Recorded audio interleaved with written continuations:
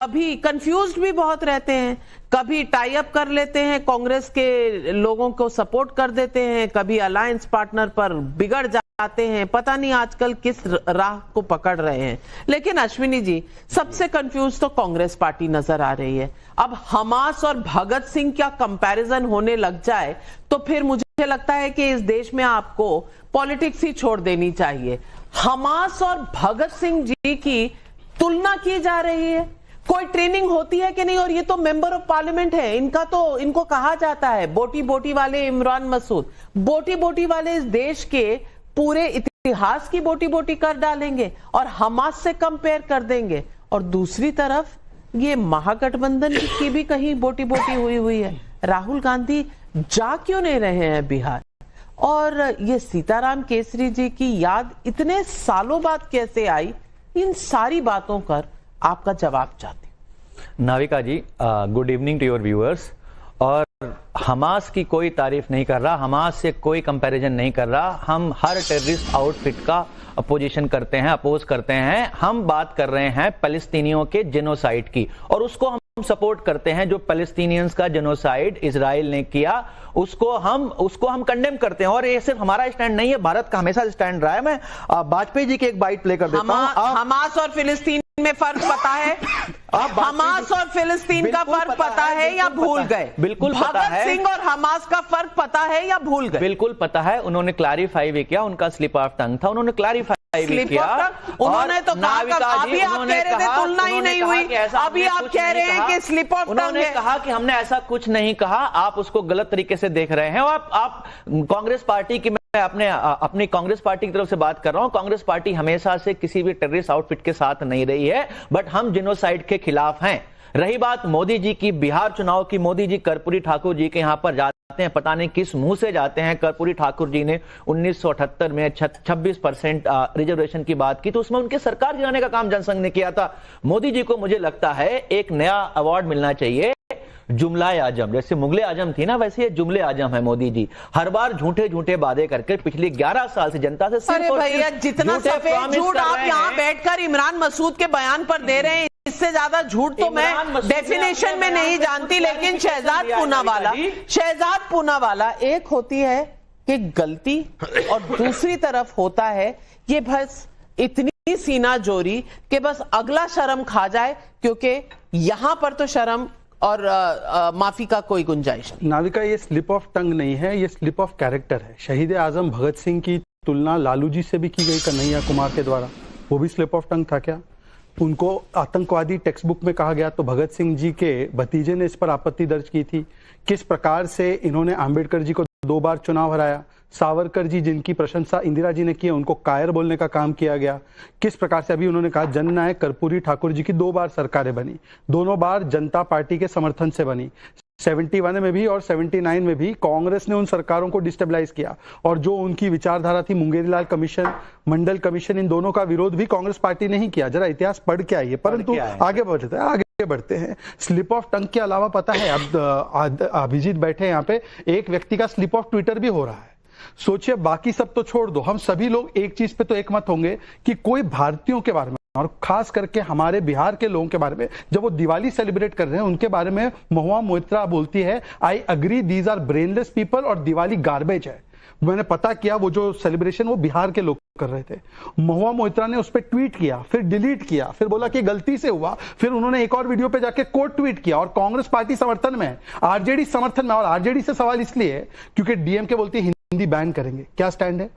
Toilet cleaner होते हैं बिहारी, क्या स्टैंड है इनका? क्या स्टैंड है जब बोला जाता है कि गौमूत्र राज्य है? क्या स्टैंड है जब डीके शिव कुमार के भाई बोलते हैं कि नॉर्थ को साउथ से अलग हो जाना चाहिए क्योंकि सारा पैसा बिहार को जा रहा है? क्या स्टैंड है जब रेवंत रेड्डी बोलते हैं कि बिहार का डीएनए से बेटर मेरा डीएनए है? या भी दूसरी बातें लेकर आएंगी, पर इस पर कैटेगोरिकल स्टैंड क्या है? क्योंकि बिहारी वर्सेस भारी करने की कोशिश कर रहे थे आज तेजस्वी यादव। मैं वैसे पूछना चाहता हूं कि राहुल गांधी बिहार में जन्म लिए थे क्या? सोनिया गांधी बिहार के कौन से जिले में पैदा हुई थी, जरा बता दे। तो इसीलिए मेरा सिंपल सवाल है, डीएमके पर आपका क्या स्टैंड है? इधर उधर की बातें ना करें। मैं आपसे पूछना चाहती हूं, और कंचना जी, सवाल इस बात का है कि कुछ भी कोई भी कहकर निकल जा रहा है। हमास और भगत सिंह जी की तुलना हो रही है, दूसरी तरफ सवाल आप पर वारिस भाई ने उठाए हैं, वारिस भाई की पार्टी ने उठाए हैं, जिसके 2% के वोट शेयर है वो आपसे डिप्टी सीएम ले जाता है, अनाउंसमेंट हो जाता है तेजस्वी जी के साथ साथ, लेकिन 19% वालों को कुछ नहीं मिल रहा। अब आप बताइए कि ये वाई की लड़ाई है, एम की लड़ाई है, ये साथ है, गठबंधन है, ये चल क्या रहा है बिहार? सवाल तो आपने बहुत सारे कर दिए हैं, शायद उतना सारे जवाब देने के लिए समय देंगी नहीं, लेकिन जितना दे सकूंगी दूंगी। सबसे पहले कि सीएम चेहरा कौन होगा इनका, सीएम चेहरा कौन होगा इनका, हमने तो फोड़ दिया एटम बम। लीजिए हमारा सीएम चेहरा किधर है वो बता दें। अरे भाई, कांग्रेस ने तो कभी ये नहीं कहा था कि हमारा सीएम चेहरा होगा, ना वीआईपी ने कहा था, ना सीपीआई ने, सीपीआई एमएल ने, किसी तो नहीं कहा था कि हमारा सीएम चेहरा होगा। बहुत नेचुरल, बहुत स्वाभाविक था कि तेजस्वी जी ही सीएम चेहरा होंगे। लेकिन जो परसेप्शन बिगाड़ने का ये काम कर रहे थे, सीएम कहाँ है, तो सीएम हमने बता दिया कहाँ है। जरा अपना भी बता दीजिए, नीतीश कुमार हैं या नीतीश कुमार नहीं हैं, और अटल बिहारी वाजपेयी जी का सपना पूरा करने का कहीं भ्रम तो नहीं पाल रखे हैं। और दूसरा, मैं अभी कर्पूरी ठाकुर जी पे बता रही हूँ, कर्पूरी ठाकुर जी ने जब 1978 में आरक्षण दिया था ना, 26% कर्पूरी ठाकुर मॉडल के तहत, पता है उसमें पिछड़ा को 12, अति पिछड़ा को 18, और जो पिछड़ा था उसमें उन्होंने पिछड़ा मुसलमानों को भी आरक्षण दिया था। तो आप बताइए कर्पूरी ठाकुर जी सही थे या गलत थे? आपको जवाब देना पड़ेगा, और बहुत ही क्लैरिटी के साथ, क्या मुसलमानों को आरक्षण देना सही है या गलत है। और ये बिहार की सम्मान की बात करेंगे, मैं आ रही हूँ, बिहार की सम्मान, इनकी एक अभी चुनाव लड़ रही हैं मैथिली ठाकुर, मिथिला का क्या अपमान किया है उन्होंने, क्या बिहार का अपमान किया। पाक सम्मान होता है, कहीं पर मखाना खा रही हूं उसमें, कहीं इनकी केतकी सिंह जो मुसलमानों के लिए अलग से हॉस्पिटल खुलवाने की बात कर रही थी, और उस पाक को उठाकर फेंक देती है, कहती है सम्मान ये नहीं है, सम्मान ये है। तो अपमान और सम्मान की बात करने वाले 2015 में नीतीश कुमार जी ने अपना बाल तोड़कर भेजा था, और पूरे बिहार वासियों को बोले थे कि अपना बाल तोड़कर भेजो नरेंद्र मोदी को, हमारा डीएनए चेक करेगा, बिहार वासियों का डीएनए चेक करेगा। भैया, बिहार पे तो चोट आपने बहुत की है, हम तो अभी विकास पे सवाल नहीं हो रहा है, क्योंकि जितना सवाल हमसे पूछा गया तो उसका जवाब दिए। कंचना जी, मैंने सारी बातें मान ली, लेकिन ओवैसी जी की पार्टी का एक ही सवाल था कि क्या 19% वाला अब्दुल दरी ही बिछाएगा? इसका जवाब आप गोल कर गई। कहाँ गोल किए? हमने पहले ही सवाल में मैंने जवाब दिया कि जब आपने मुख्यमंत्री पूछा कौन होगा, हमने दे दिया। हम एक और एटम बम फोड़ेंगे तब जब आपका अपना प्रोपेगेंडा एकदम पे होगा, तब आ जाएगा सामने कि कौन और उप मुख्यमंत्री होगा। ये तो वारिस पठान भाई, समय होगा, नहीं निकलने दूंगी, आऊंगी, लेकिन पहले वारिस भाई अब ये कह रहे हैं समय आएगा, अब समय का मुहूर्त कब आएगा ये आप कंचना जी से पूछिए, क्योंकि दुनिया भर के जवाब दिए, तेजस्वी सीएम बन गए। अरे भाई, बन गए, सवाल तभी उठा था जब एक मिनट, कंचना जी कम से कम मुझे मेरे शो में बोलने, मैं 1 मिनट इनका भी पूछ लीजिएगा, मेरा ये सवाल है आपसे। ठीक है, पहुंचा दीजिए। वारिस भाई, नहीं मेरे किसी सवाल का भी नहीं दी, लेकिन वारिस भाई कंचना जी कह रही है जब समय मिलेगा बता देंगे, जल्दी क्या है?